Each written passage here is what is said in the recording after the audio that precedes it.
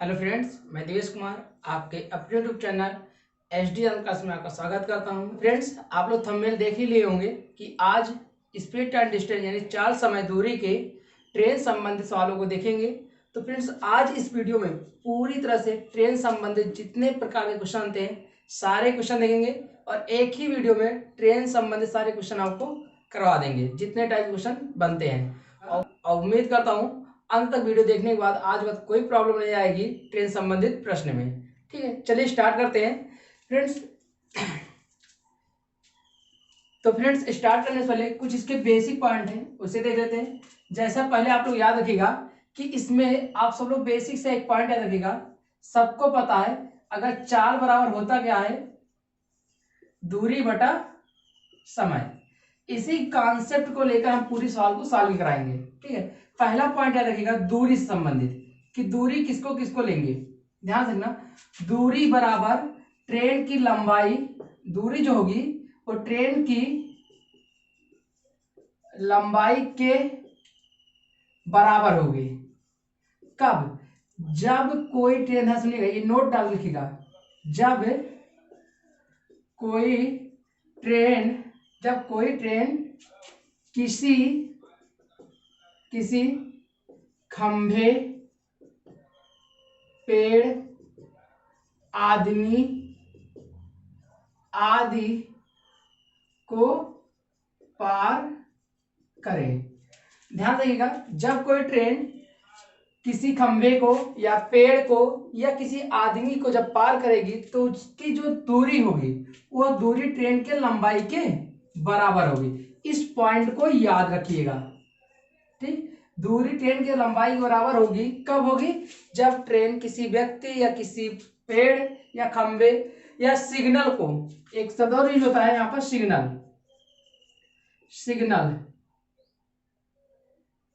Signal, इन सारे यानी पेड़ हो गया, खंभा हो गया, ठीक है, आदमी हो गए और सिग्नल हो गया, इन सबको जब कोई ट्रेन पार करती है तो वहां ट्रेन के साथ साथ खंभे, पेड़, आदमी, सिग्नल की लंबाई काउंट नहीं होती, केवल और केवल ट्रेन की लंबाई काउंट होगी। तो वहां दूरी क्या होगी? ट्रेन की लंबाई के बराबर होगी, यानी जितनी ट्रेन की लंबाई होगी उतनी ही दूरी होगी। ठीक, दूसरा पॉइंट याद रखिएगा, दूरी बराबर ट्रेन की लंबाई प्लस वस्तु की लंबाई। इस पॉइंट को भी याद रखना, दूरी बराबर ट्रेन की लंबाई प्लस वस्तु की लंबाई। अब वस्तु में क्या क्या हो सकता है?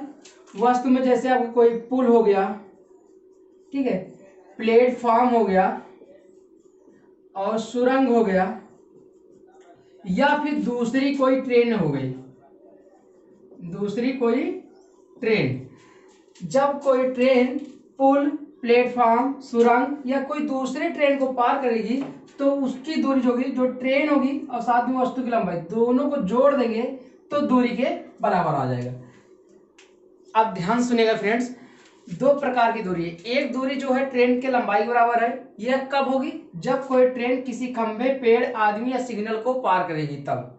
दूसरी दूरी जो होगी ट्रेन के लंबाई के साथ साथ वस्तु की लंबाई को भी जोड़ना पड़ेगा। यह कंडीशन कब लगेगी? जो दूसरा है, जब ट्रेन किसी पुल को या प्लेटफॉर्म या सुरंग या कोई दूसरी ट्रेन को पार करेगा तब ये दूरी लेना है। तो आपको पास दो तरह से दूरी निकालना है। ठीक, इस पॉइंट को आप लोग लिख लीजिएगा। अब आगे बढ़ते हैं तीसरा पॉइंट। दो पॉइंट यहाँ हो गए, तीसरा पॉइंट देखते हैं। चलिए फ्रेंड्स, अब तीसरा पॉइंट देखिएगा। तीसरा पॉइंट जो होता है, आपको सापेक्षिक चाल की आवश्यकता पड़ती है। सापेक्षिक चाल, किसकी चाल की? सापेक्षिक चाल। चाल अकेले नहीं, सापेक्षिक चाल की आवश्यकता पड़ती है, यानी इंग्लिश बोलेंगे तो रिलेटिव स्पीड बोलते हैं। क्या बोलते हैं? RS, यानी रिलेटिव स्पीड। अब सापेक्षिक चाल कैसे होती है? दोनों वस्तुओं की चालों को ऐड किया जाता है तो घटाया जाएगा। दो वस्तु होंगी, या तो मान लेते हैं एक वस्तु की चाल x है, दूसरी की y है, या तो वो दोनों चालों को जोड़ा जाएगा या दोनों चाल को घटाया जाएगा। अगर जोड़ोगे तब भी सापेक्षिक चाल निकलता है और घटाओगे तो तब भी सापेक्षिक चाल निकलता है। अब ध्यान से, जोड़ेंगे कब? प्लस कब करेंगे? जब दोनों वस्तु अब वस्तु की जगह ट्रेन भी हो सकता है, बहुत सारी चीज, व्यक्ति हो सकता है, कार हो सकती है, कुछ भी हो सकता है, ठीक है। जब दोनों वस्तु या ट्रेन भी ब्रेकर लिख देते हैं, ट्रेन जब दोनों वस्तु विपरीत दिशा में गतिमान हो, किस दिशा में हो, विपरीत दिशा में गतिमान हो, यानी विपरीत दिशा में अगर गतिमान है तो सापेक्षिक चाल निकालने के लिए दोनों वस्तुओं क्या करेंगे, दोनों वस्तुओं की चालों को जोड़ देंगे, ठीक। दूसरी बात, माइनस कब करेंगे, जब दोनों वस्तु समान दिशा में गति करें, किसमें, समान दिशा में गति करे। तो फ्रेंड्स आपको हमने 3 पॉइंट बताए। पहला, दूरी 2 तरह से, एक दूरी जो होगी ट्रेन के बराबर होगी, वह कब होगी, जब ट्रेन किसी सिग्नल, पेड़, आदमी या किसी खंबे को पार करेगी, तब उसकी जो दूरी होगी वो ट्रेन के लंबाई के बराबर होगी। दूसरी दूरी होता है, जो दूरी होती है वो ट्रेन के लंबाई के साथ साथ वस्तु की भी लंबाई जोड़ी जाती है। यह कब जोड़ी जाएगी, जब ट्रेन सुरंग को पार करे, प्लेटफॉर्म को पार करे या किसी एक अन्य वस्तु को पार करे। अब वस्तु में ट्रेन भी हो सकती है, कुछ और भी हो सकता है, ठीक है फ्रेंड्स। तो उन वहां पर लंबाई क्या होगी, जुड़ जाएगी। अब सापेक्षिक चाल बता दी, सापेक्षिक रिलेटिव स्पीड, दो वस्तुओं के चाल मान लेते हैं एक्स और वाई है, इन दोनों वस्तुओं की चाल को या तो जोड़ा जाएगा तो घटाया जाएगा। जोड़ा कब जाएगा, जब दोनों वस्तु विपरीत दिशा में क्या हो, गतिमान हो। घटेगा कब, जब दोनों वस्तु समान दिशा में गतिमान होंगे। यही 3 पॉइंट से हम आज ट्रेन के सारे टाइप क्वेश्चन सॉल्व करेंगे। शुरुआत करेंगे बेसिक से और एडवांस तक चलेंगे। तो फ्रेंड्स आप लोग पूरा वीडियो देखेगा, आज के बाद ट्रेन से संबंधित प्रश्न में आपको कोई प्रॉब्लम नहीं होगी। वीडियो के लास्ट में हम आपको कुछ क्वेश्चन देंगे, उसका आंसर आप लोग कमेंट में करके बताइएगा, ठीक है फ्रेंड्स। चलिए स्टार्ट करते हैं। पहला क्वेश्चन, ठीक, स्टार्ट करते हैं। पहला क्वेश्चन आपकी स्क्रीन पे दिखाई दे रहा होगा और बेसिक से स्टार्ट करेंगे, फिर एडवांस तक चलेंगे। जैसा पहले सवाल कहता है, एक मालगाड़ी की लंबाई 120 मीटर है और वह प्लेटफॉर्म पर खड़े एक लड़के को 10 सेकेंड में पार कर लेती है, तो उस मालगाड़ी की चाल क्या है। तो आपको यहाँ पर एक ट्रेन है, उस ट्रेन की क्या बतानी है, ट्रेन की चाल बतानी है। तो ट्रेन की चाल पता करना है, साथ में जो ट्रेन की लंबाई दी है, ट्रेन की लंबाई कितनी है, लंबाई 120 मीटर। ट्रेन की लंबाई कितनी है, 120 मीटर। अब जो ट्रेन पार कर रही है, ट्रेन द्वारा पार करने में लिया समय कितना है, 10 सेकेंड है। समय कितना है, 10 सेकेंड। अब ध्यान सुनिएगा, अभी आपको बताएगी कि अगर चाल चाहिए तो चाल बराबर दूरी बटा समय होता है, नहीं होता, चाल बराबर दूरी बटा समय। समय हमारे पास है कितना, 10 सेकेंड। अब बात फंसती है दूरी, तो दूरी 2 तरह से है। यदि ट्रेन किसी सुरंग को पार करेगी या प्लेटफॉर्म को पार करेगी तो ट्रेन की लंबाई के साथ साथ सुरंग और प्लेटफॉर्म की लंबाई को भी जोड़ेंगे। लेकिन ट्रेन अगर किसी व्यक्ति या सिग्नल या खंभे को पार करेगी या किसी पेड़ को पार करे तो उसकी लंबाई नहीं जुड़ती। अब केवल अगर जो दूरी होती है वो ट्रेन की लंबाई के बराबर होती है। तो आपको क्वेश्चन में दिखाई दे रहा होगा, क्वेश्चन में जो मालगाड़ी है वह एक व्यक्ति को पार कर रही है, यानी किसी इंसान को पार कर रही है। जब किसी इंसान को ट्रेन पार करती है तो उसकी जो दूरी होती है ट्रेन की लंबाई के बराबर होती है। तो ट्रेन की लंबाई जो है यही हमारी क्या है, डिस्टेंस है। तो डिस्टेंस कितना है, 120 मीटर। निकालेंगे तो उसकी चाल आ जाएगी 12 मीटर प्रति सेकेंड। यही आपका आंसर है। तो समझ में आई फ्रेंड्स, जो पॉइंट हमने लिखा रखे पीछे उसी को नोट याद रखिएगा, सारे क्वेश्चन आ जाएंगे। ये जो बेसिक फार्मूला है इसी से सारा क्वेश्चन आपको आना है, कितना भी डिफिकल्ट क्वेश्चन होगा आसानी से लगा लोगे। बस दूरी 2 तरह से है, कौन सी दूरी कब लगनी है इस ये बात क्वेश्चन से पता चलेगा, ठीक है।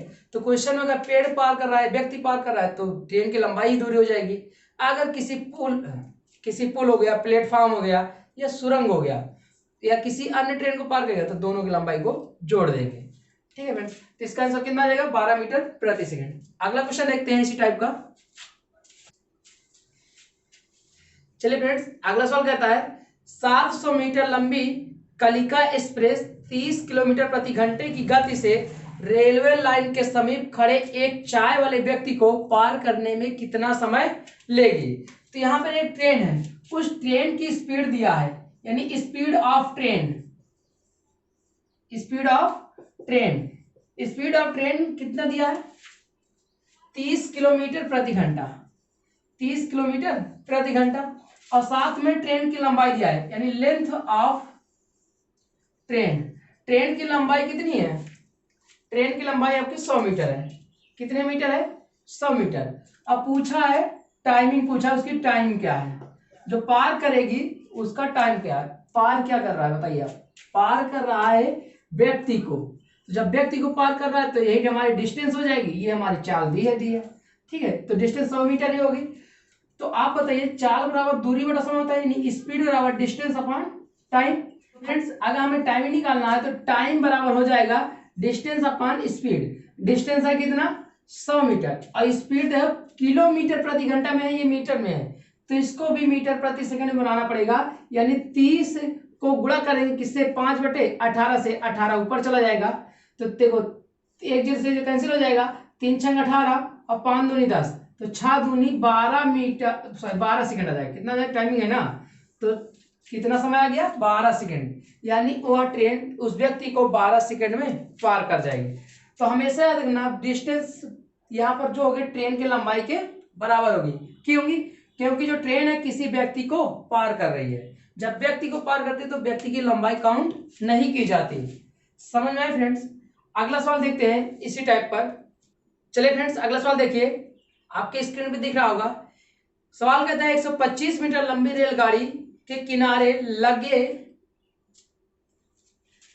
सवाल कहता है 125 मीटर लंबी रेलगाड़ी किनारे पर लगे पेड़ को 30 सेकंड में पार कर लेती है, तो रेलगाड़ी की चाल क्या है। तो सेम वही पैटर्न पर है, यहाँ पर डिस्टेंस दिया है कितना, वो ट्रेन की लंबाई के बराबर हो जाएगी, और ट्रेन की लंबाई है कितना 125 मीटर, और पार करने में यानी पेड़ पार हो रहा है, जो पेड़ के पार करने में टाइमिंग है कितना, टाइमिंग 30 सेकंड है। तो आपकी स्पीड पूछा है, तो स्पीड ऑफ ट्रेन, ट्रेन की चाल क्या हो जाएगी, दूरी, चाल बराबर दूरी बटा समय, दूरी कितना है 125 मीटर और समय 30 सेकंड, काटेंगे तो देखो 25 पंचे 125 होता है और 5 छंग 30 होता है, 5/6 मीटर प्रति सेकंड आएगा, अवयव काटना हो काट सकते हो, ठीक है, 5/6 मीटर प्रति सेकंड इसकी स्पीड आ जाएगी, 5/6 मीटर प्रति सेकंड। वीडियो के लास्ट में कुछ सवालें देंगे, आप लोग उसको सॉल्विंग करके आंसर कमेंट में करके बताइएगा, ठीक है। अब थोड़ा सवाल चेंज होने वाला है टाइप।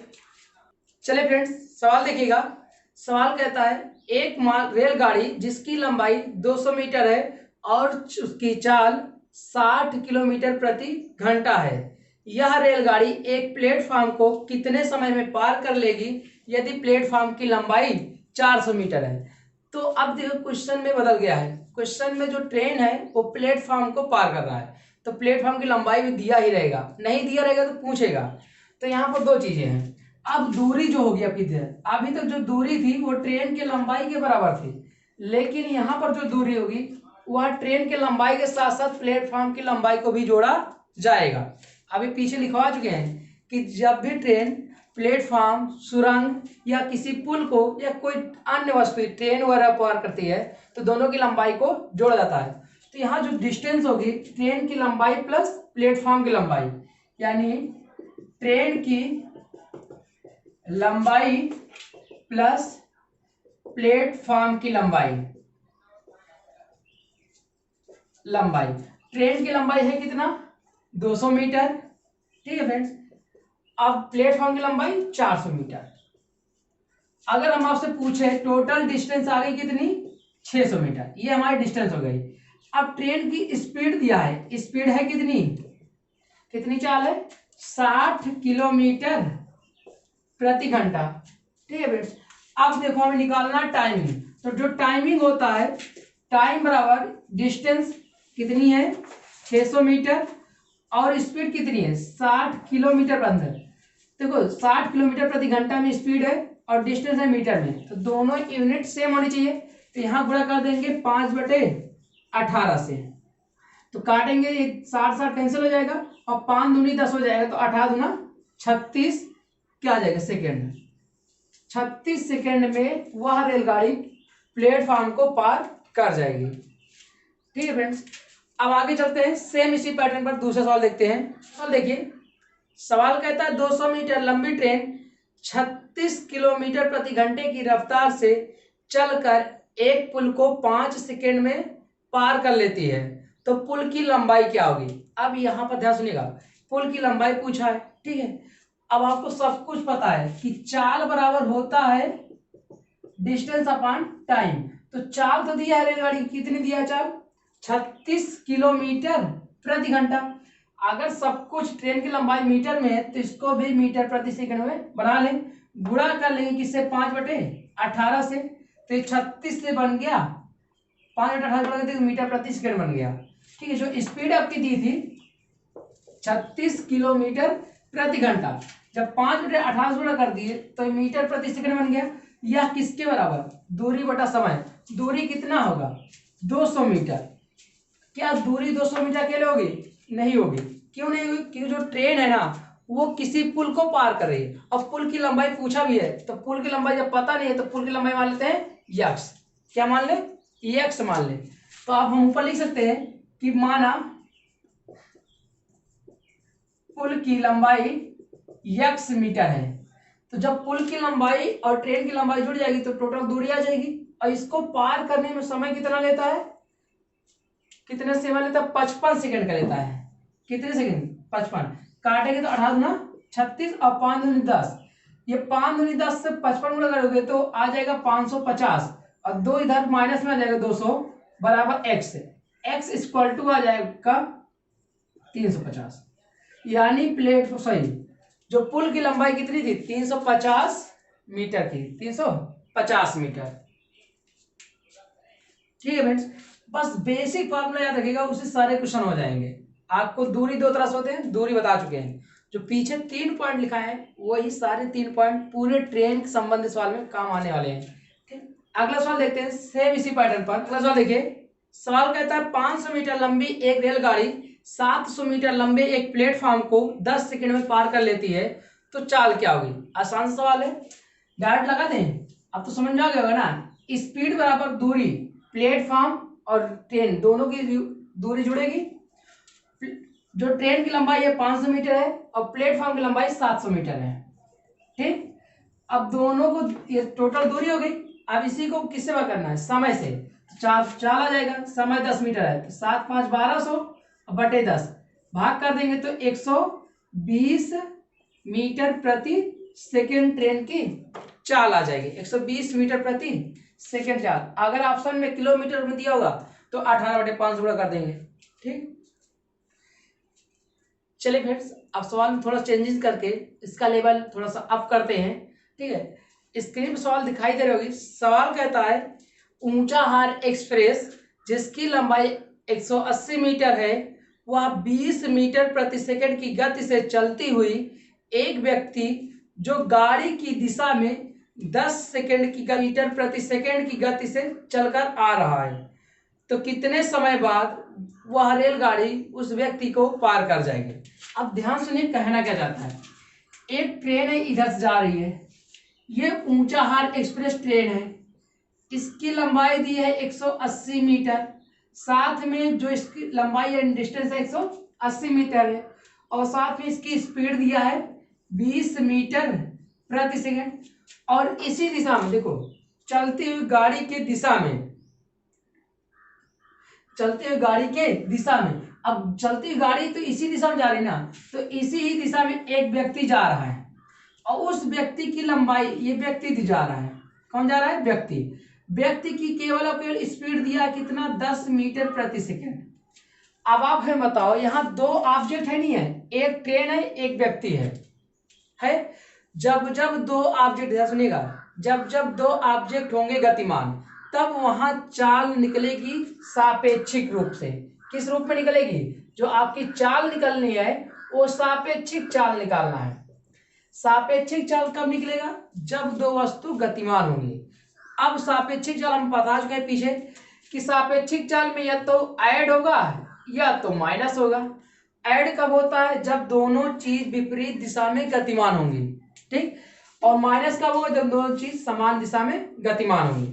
अब यहां बताओ, ट्रेन भी इसी दिशा में जा रही है और व्यक्ति भी इसी दिशा में जा रहा है, तो यहां से इन दोनों के लिए जो ट्रेन और व्यक्ति का सापेक्षिक चाल होगा, ट्रेन एंड व्यक्ति का सापेक्षिक चाल निकलेगी। सापेक्षिक चाल रिलेटिव स्पीड होगा, प्लस में होगा कि माइनस में? माइनस में होगा ना, क्योंकि दोनों एक ही दिशा में गतिमान है। तो सापेक्षिक चाल यानी 20 माइनस 10 कितना आ गया? 10 मीटर प्रति सेकेंड। चाल निकाल लिए। अब दूरी बताइए, दूरी की बात करेंगे। दूरी ये बताओ, क्या यहाँ पर दूरी जो होगी किसके बराबर होगी? ट्रेन के लंबाई के बराबर या ट्रेन के लंबाई प्लस व्यक्ति के लंबाई के बराबर होगी? बताइए। हम लिखा चुके ना, ट्रेन की लंबाई के बराबर ही होगी। क्यों? क्योंकि व्यक्ति को जब पार करेगा तो व्यक्ति की दूरी काउंट नहीं होती। जो इसकी डिस्टेंस होगी वो ट्रेन के लंबाई के बराबर होगी। और ट्रेन की लंबाई है कितनी? 180 मीटर। तो आपके पास चाल है, दूरी है, तो क्या समय नहीं बता पाओगे? तो टाइमिंग क्या हो जाएगी? टाइमिंग होती है दूरी, यानी दूरी बटा चाल, सॉरी दूरी बटा चाल। चाल कितनी है? 10। तो आपका टाइमिंग आ गया 18 सेकेंड। कितना आ गया? 18 सेकेंड। समझे फ्रेंड्स?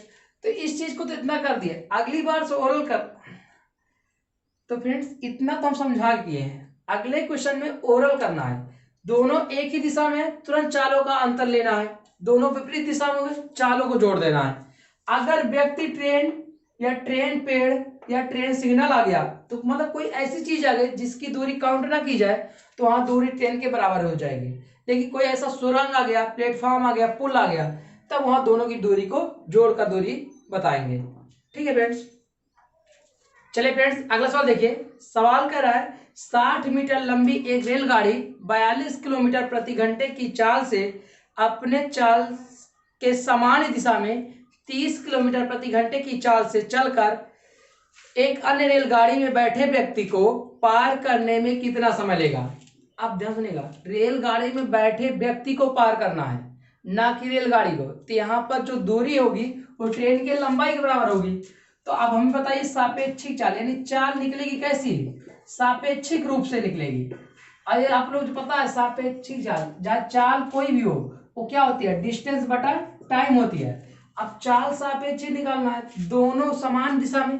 कह भी रहा है कि जिस दिशा में गाड़ी जा रही है उसी दिशा में दूसरा व्यक्ति गाड़ी में बैठा है, उसे पार करने में कितना समय लगेगा। जब दोनों एक ही दिशा में है तो सापेक्षिक चाल दोनों के अंतर के बराबर होगा, यानी 42 माइनस 30।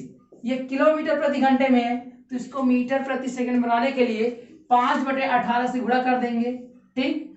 अब डिस्टेंस देखिए, ट्रेन की लंबाई दिया है 60 मीटर और पार करने में कितना समय लेगा। हमें टाइम क्या करना है? ज्ञात करना है। ठीक है, अब यही निकाल लेंगे। देखो 42 में से 30 गया, 12 बचेगा और गुणे 5/18 बराबर 60/t होगा। टी को ऊपर लाए, बाकी सबको उधर भेज दिए। टी बराबर 60 गुणे 18/12 पंचे 60 हो जाएगा। ये 60 कैंसिल, कितना आ गया? 18 सेकेंड। तो वहां पे ट्रेन में बैठे व्यक्ति को कितनी देर में पार कर लेगी? 18 सेकेंड में। ठीक है फ्रेंड्स, तो आपको कुल मिलाकर कॉन्सेप्ट याद होना चाहिए। कोई ट्रिक कुछ भी याद करने की आवश्यकता नहीं है। अगर कॉन्सेप्ट याद है तो क्वेश्चन कैसे भी कितना भी घुमा दे सारे क्वेश्चन बन जाएंगे। ठीक, चलिए अगला सवाल देखते हैं सेम इसी पैटर्न पर। चलिए फ्रेंड्स अगला सवाल देखिए। कह रहा है कि 270 लंबी त्रिवेणी एक्सप्रेस 25 किलोमीटर प्रति घंटे की रफ्तार से चल रही है, तो 2 किलोमीटर प्रति घंटे की विपरीत दिशा से आते हुए मनुष्य को वह कितने समय में पार कर लेगी? अब यहाँ पर जो भी गतिमान वस्तु है, एक ट्रेन है एक व्यक्ति है, दोनों क्या है? विपरीत दिशा से आ रही हैं। जब विपरीत दिशा से आ रहे हैं तो सापेक्षिक चाल क्या होगा? दोनों के योग के बराबर होगा। तो दोनों का योग, एक ट्रेन जो आ रही है उसकी चाल है कितना? 25 किलोमीटर प्रति घंटा और व्यक्ति आ रहा है 2 किलोमीटर प्रति घंटा, यानी टोटल हो गया 27 किलोमीटर प्रति घंटे की चाल। ठीक, और फिर साथ में कहता है त्रिवेणी एक्सप्रेस की लंबाई यानी लंबाई जो डिस्टेंस है 270 मीटर है।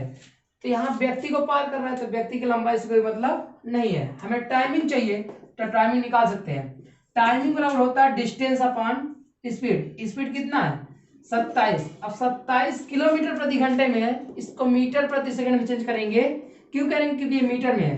तो कितने से गुणा? 5/18 से गुणा कर देंगे, तो 27 से 27 कैंसिल हो जाएगा और 5 दूना 10 हो जाएगा, 18 दूना 36 सेकेंड आ जाएगा।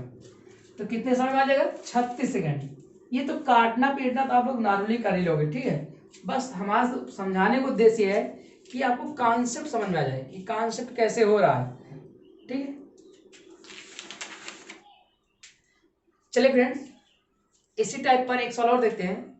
सवाल कहता है, दो ट्रेनें जिनकी लंबाई क्रमशः 127 मीटर और 98 मीटर है तथा इनकी चाल 35 किलोमीटर प्रति घंटा और 55 किलोमीटर प्रति घंटा एक दूसरे के विपरीत दिशा में गतिमान है, तो पार करने में कितना समय लेंगी?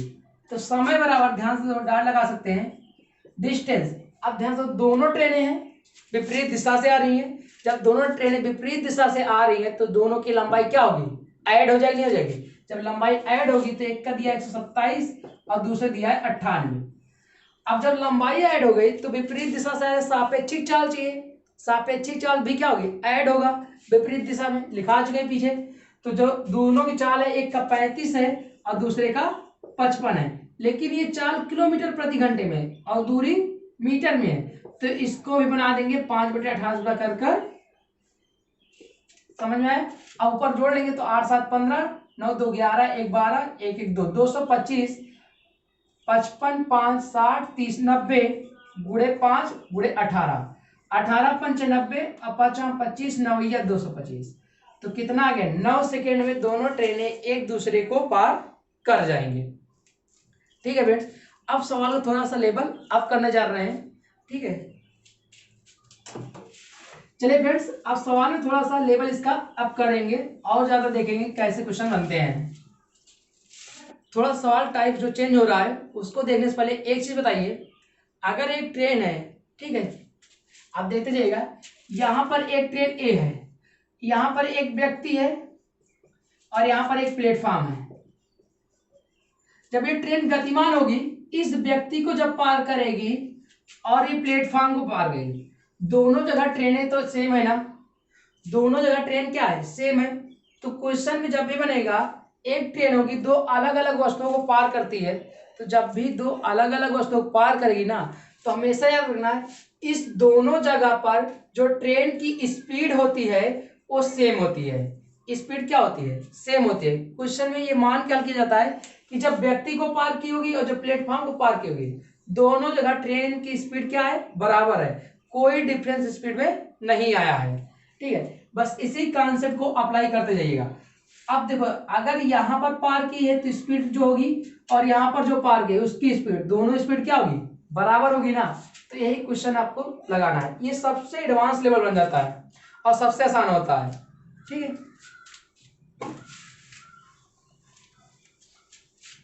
क्वेश्चन देखिएगा, कह रहे हैं कि एक रेलगाड़ी एक खंबे को 15 सेकंड में पार कर जाती है तथा 100 मीटर लंबे प्लेटफॉर्म को 25 सेकंड में पार कर जाती है, तो रेलगाड़ी की लंबाई क्या है? अब ध्यान सुनिएगा, एक रेलगाड़ी ये बता रहे थे कि एक खंबे को, क्या है? खंबा है, खंबे को 15 सेकंड में पार कर रही है, खंबे को 15 सेकंड में। और दूसरा एक प्लेटफॉर्म है, प्लेटफॉर्म है, इसको पार करने में 25 सेकंड का समय लेती है। कितना सेकंड का? 25 सेकंड का समय लेती है। और साथ में प्लेटफॉर्म की लंबाई दिया है कितना? 100 मीटर। अब आप बताओ खंबे की लंबाई कितनी होगी? खंबे की लंबाई तो उतनी होगी ना जितना कि ट्रेन की लंबाई होगी। क्यों?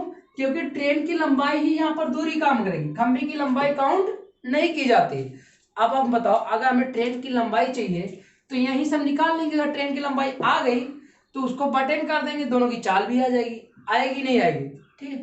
अब ध्यान सुनो, अगर हम ट्रेन की लंबाई x मानेंगे तो यहाँ के लिए दूरी क्या हो जाएगी? x, ठीक। और समय ऑलरेडी दिया ही दिया है, दिया नहीं दिया? अब लेकिन यहाँ के लिए दूरी क्या होगी? दूरी यहाँ के लिए प्लेटफॉर्म के साथ साथ ट्रेन की लंबाई भी ऐड हो जाएगी।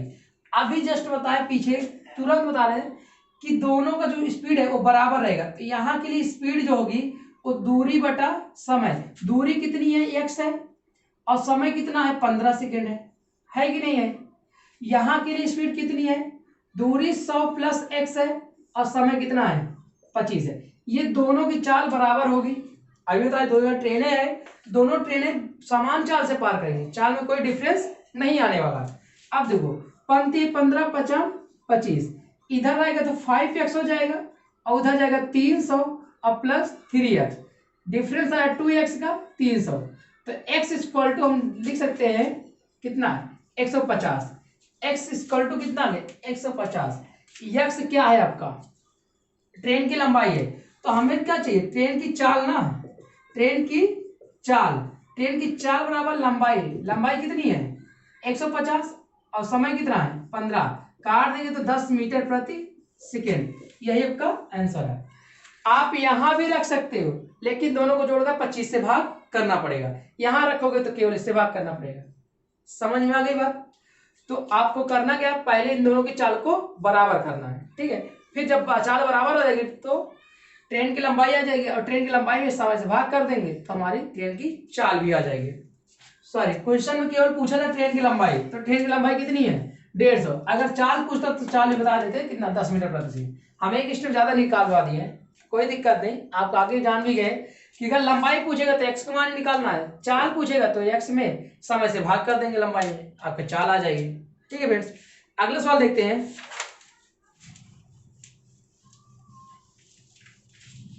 एक रेलगाड़ी प्लेटफॉर्म पर खड़े एक व्यक्ति को 8 सेकंड में पार कर लेती है तथा 264 मीटर लंबे इस प्लेटफॉर्म को 20 सेकंड में पार कर लेती है।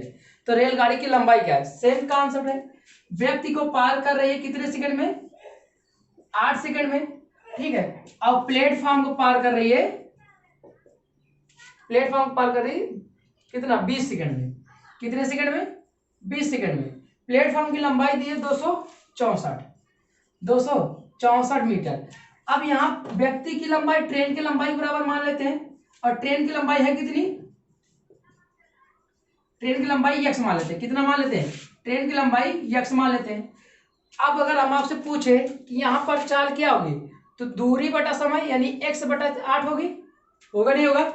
यहाँ पर क्या होगा, दूरी तो जो होगी प्लेटफॉर्म की लंबाई के साथ साथ ट्रेन की भी लंबाई ऐड हो जाएगी, यानी 264 प्लस x बटा कितना 20, काट देंगे 4 दूनी 8 4 पंचे 20।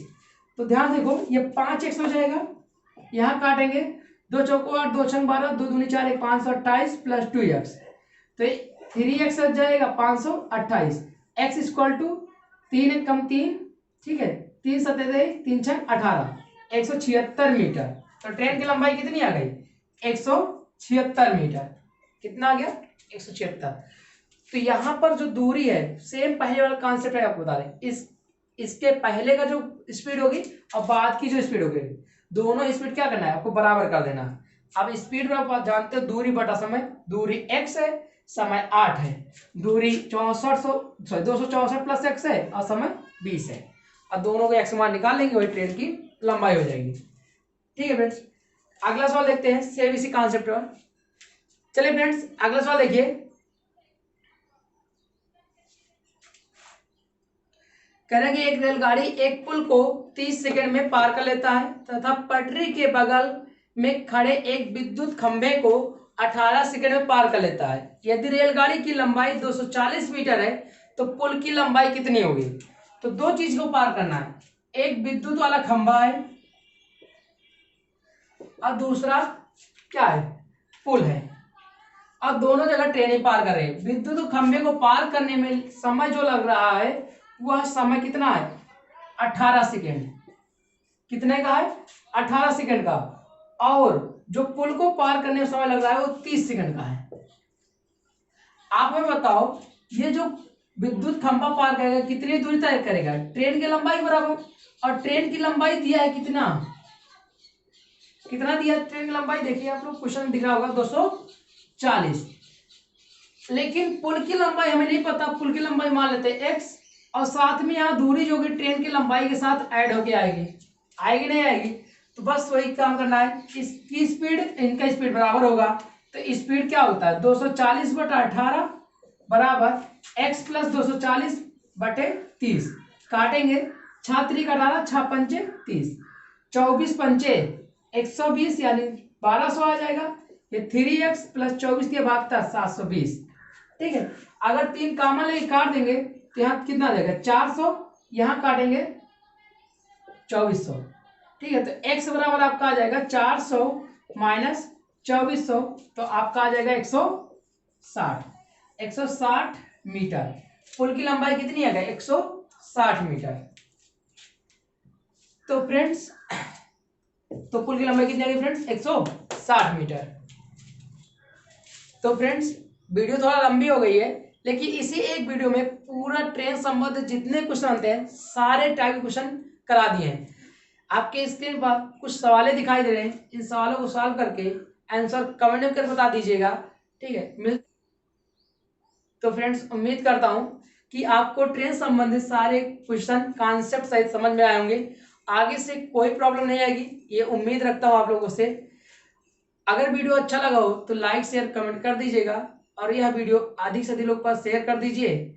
मिलते हैं नेक्स्ट वीडियो में स्पीड टाइम डिस्टेंस के एक नए पार्ट, एक नए टॉपिक के साथ। ठीक है, तब तक के लिए थैंक यू, धन्यवाद, बाय बाय, टेक केयर।